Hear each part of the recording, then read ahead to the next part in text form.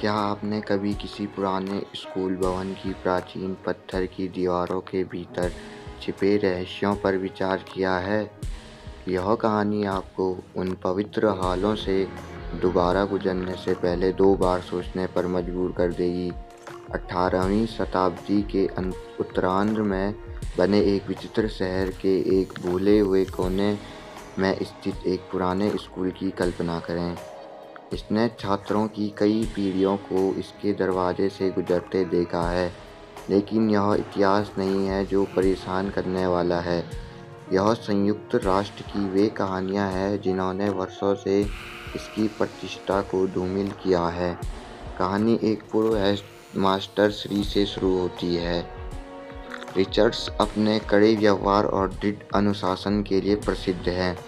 एक उदास रात में जब सभी चले गए थे, वह अपने कार्यालय में बहुत देर तक कार्य करते रहे।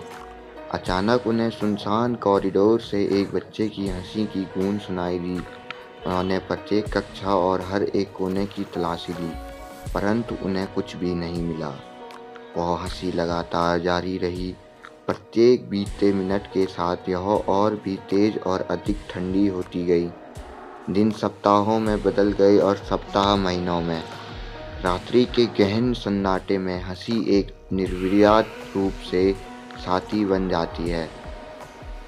मिस्टर रिचर्ड्स, जिन्हें एक समय में ताकत का एक मजबूत स्तंभ माना जाता था, वह इस डरावनी हंसी के वजन से धीरे धीरे गिरने लगे। उनकी आंखें, जो पहले दृढ़ संकल्प से ओत-प्रोत होती थी, अब आतंक और भ्रम का स्पष्ट आईना बन चुकी है।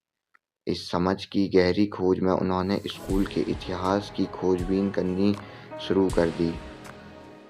उन्हें स्कूल के प्रारंभिक दिनों में घटित एक विस्मृत त्रासदी के बारे में जानकारी मिली। एक युवा लड़का, जो अपनी असाधारण हंसी के लिए जाना जाता था, स्कूल के मैदान में एक रहस्यमयी घटना में मारा गया। उसका नाम सैमुअल था। मिस्टर रिचर्ड्स उस लड़के की कहानी के प्रति आसक्त हो गई। सैमुअल की मौत की परिस्थितियों को जोड़ने की कोशिश में उसने पुराने रिकॉर्डों को खंगालते हुए रातों की नींद हराम कर दी। अब वह हंसी उस लड़के की असामयिक मृत्यु की एक भयानक याद लग रही थी। एक रात जब वह अपने कार्यालय में अकेले थे तो कमरे में अचानक ठंडक भर गई। जो हंसी कभी गलियारों में गूंजती थी, वह अब ठीक उसके बगल में थी। वह किसी अदृश्य, किसी अमूर्त चीज की उपस्थिति महसूस कर सकता था।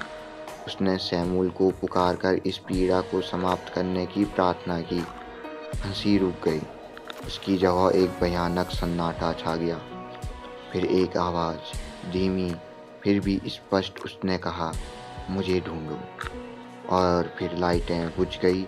अंधेरे में मिस्टर रिचर्ड्स को महसूस हुआ कि कोई ठंडा हाथ उनके कंधे को छू रहा है। वह पीछे मुड़ा, लेकिन उसे कुछ दिखाई नहीं दिया। ठिठुरन भरी खामोशी को छोड़कर कमरा खाली था। मिस्टर रिचर्ड उस रात के बाद कभी भी पहले जैसे नहीं रही। उन्होंने अपने पद से इस्तीफा दे दिया और शहर छोड़ दिया, और अपने पीछे रहस्य में डूबा एक स्कूल और एक ऐसी कहानी छोड़ गए जो एक स्थानीय किंवदंती बन गई। तो सैमुअल को क्या हुआ?